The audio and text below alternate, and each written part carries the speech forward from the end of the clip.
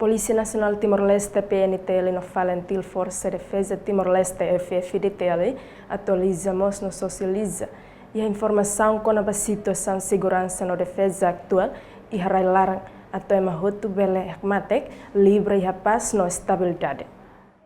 Atividade de socialização nebe halau e a esquadra Polícia Cristo Rei de quinta-feira, loronsa no Luresen Lima, fulan setembro, tina rihun rua no Luresen Rua, oficializa o comandante Pentel município dele, superintendente João Sanso Pires, segundo comandante Polícia Militar Major Francisco Xavier Neto. Marcamos presença e atividade no presidente Conselho de Juventude Nacional Timor-Leste, Maria Dadi Soares Magno, Presidente CRAM Octávio Conceição, Vigário Paróquia B2, Padre Hermínio da Silva, Sefisuco Cira veteranos, líderes no membros arte marciais no arte rituais. Segundo o comandante Polícia Município Dili, Superintendente Chefe João Sanso Pires Hateteng, objetivo do encontro é a partilhar informação no cria fila falha estabilidade dia e a cidade Dili.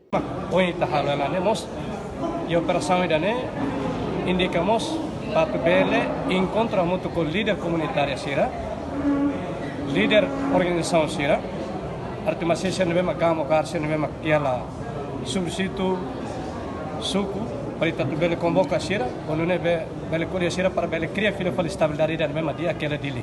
Também neve com isso encontro autoridade se neve makiala. Então neve envolve lá presidente CRAM, presidente ZNZTL, para ser bele colia se no papel neva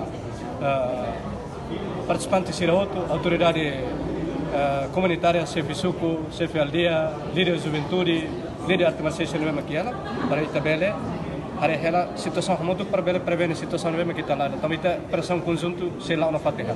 Enquanto segundo o comandante Polícia Militar Major Francisco Xavier Neto afirma, lá a organização ida nebe botliu instituição FFDTL no PNTL.